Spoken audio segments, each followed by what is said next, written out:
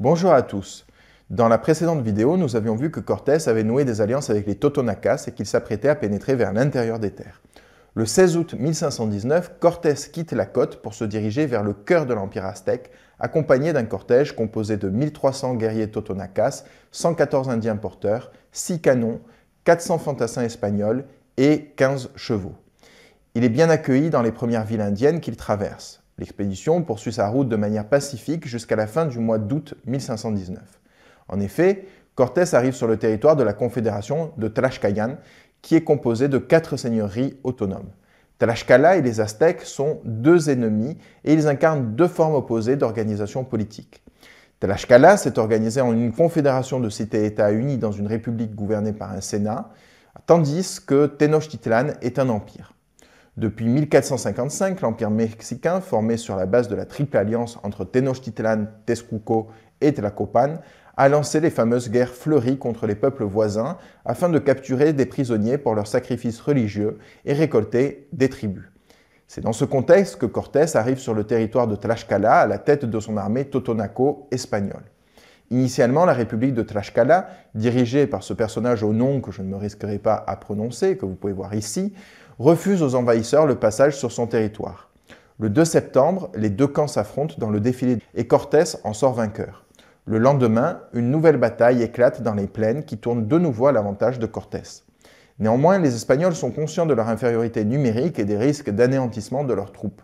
Mais dans le même temps, une partie des troupes amérindiennes, celles d'Ocotelulco et de Tepeticpac, désertent. Les troupes de Tlaxcala restent nombreuses malgré les désertions, mais le Sénat ordonne l'arrêt de la guerre et accepte la paix proposée par Cortés. Le Sénat voit là une occasion de trouver un allié précieux contre le puissant envahisseur aztèque. Cet accord établit l'alliance cruciale des Espagnols avec les Tlaxcaltèques, opposant au régime mexicain. Pour sceller l'alliance, des femmes tlaxcaltèques sont offertes et se marient aux Espagnols.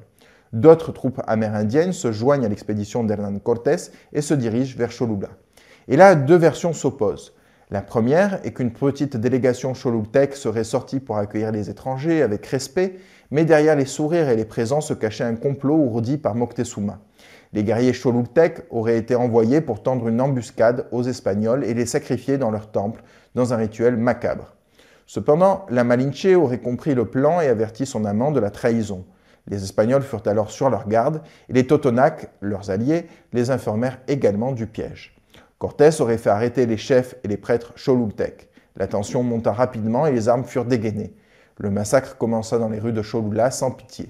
Les maisons furent pillées, les temples brûlés et les cholultèques massacrés impitoyablement, hommes, femmes et enfants confondus. Une autre version stipule que le massacre de Cholula aurait été déclenché délibérément par Cortés pour récupérer les richesses de la cité, alors que le piège tendu par les cholultèques aurait été complètement fictif. Toujours est-il que c'est l'un des pires épisodes de la conquête du Mexique et que la cité de Cholula vit ce jour-là sa grandeur réduite en cendres.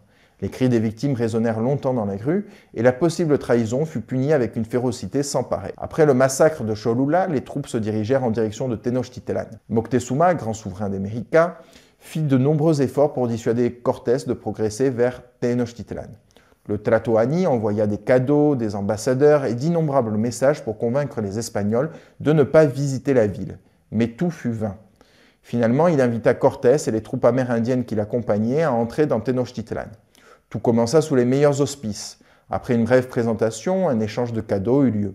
Cortés offrit à Moctezuma un collier de perles de verre et le souverain remit en retour au conquistador un collier orné de 8 crevettes en or. Les Espagnols furent ensuite logés dans un magnifique palais. Les Espagnols furent impressionnés par la propreté de la ville et sa monumentalité. Pendant plusieurs jours, les discussions et les échanges s'enchaînèrent. Mais un événement survint à quelques centaines de kilomètres de Tenochtitlan qui changea la donne. Les Totonacas avaient cessé de payer le tribut habituel aux Aztèques. Des guerriers aztèques attaquèrent donc les Totonacas, provoquant l'intervention de la garnison espagnole de Villarrica de la Veracruz.